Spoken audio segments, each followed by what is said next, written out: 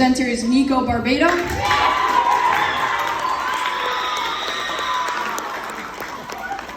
He's going to be talking about balancing two things at one time.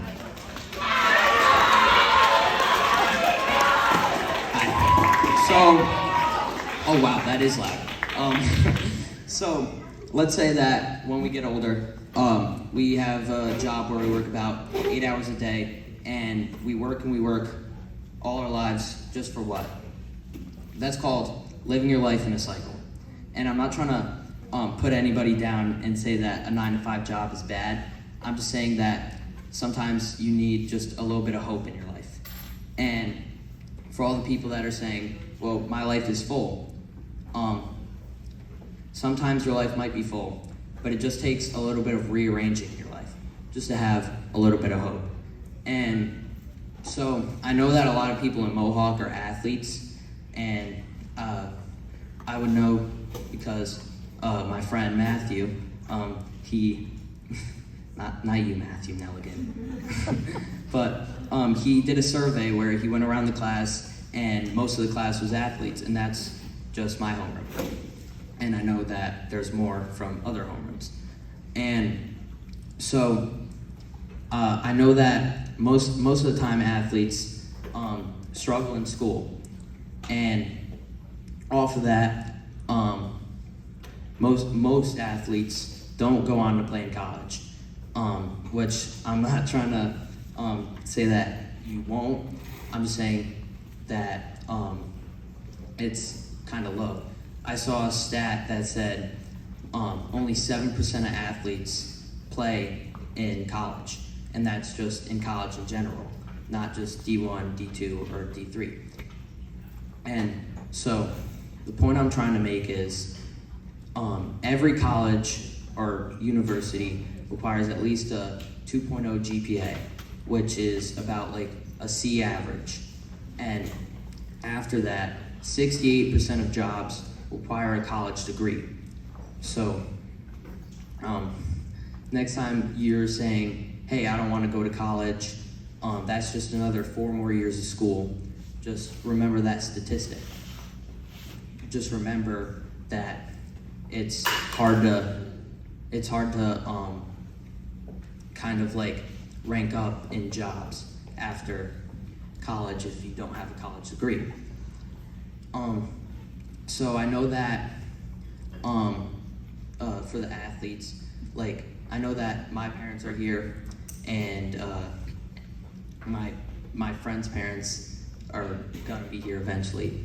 And so say that your kid plays football or basketball or any other sport, and they're struggling with school. I know because I was struggling with school. During basketball season, I had about an 81 in language arts. And I said that's bad for me because I know I can do better. And because of that, I got punished. And what my dad said to me, he said, you're not punished because you have an 81. You're punished because I know you can do better. And that kind of stuck with me because I knew he was right. I knew I could push myself better. And that's what I want you guys to do today. I want you to be the best version of yourself. And just kind of push yourself. And I know that, like, instead of going on the couch and just watching TV and playing video games, you get home and you use your free time the right way.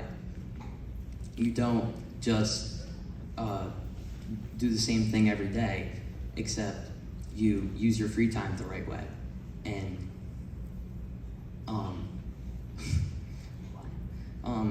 and you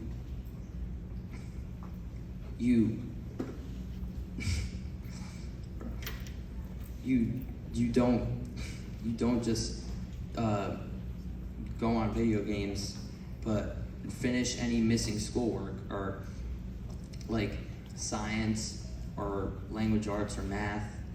But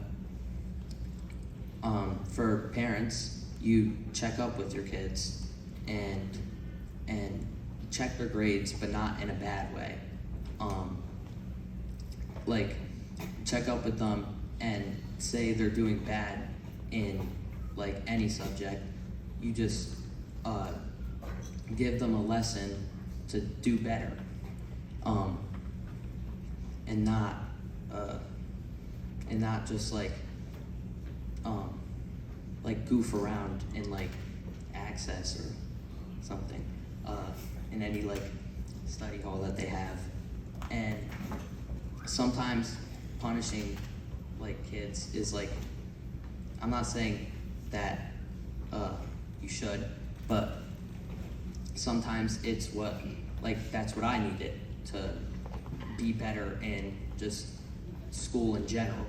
I needed that lesson from my dad and my mom, because I was saying, well, what about my sister? She's doing worse than me. And he said, like I said, he said, you can do better. And so what I'm asking you guys is to be the better version of yourself, and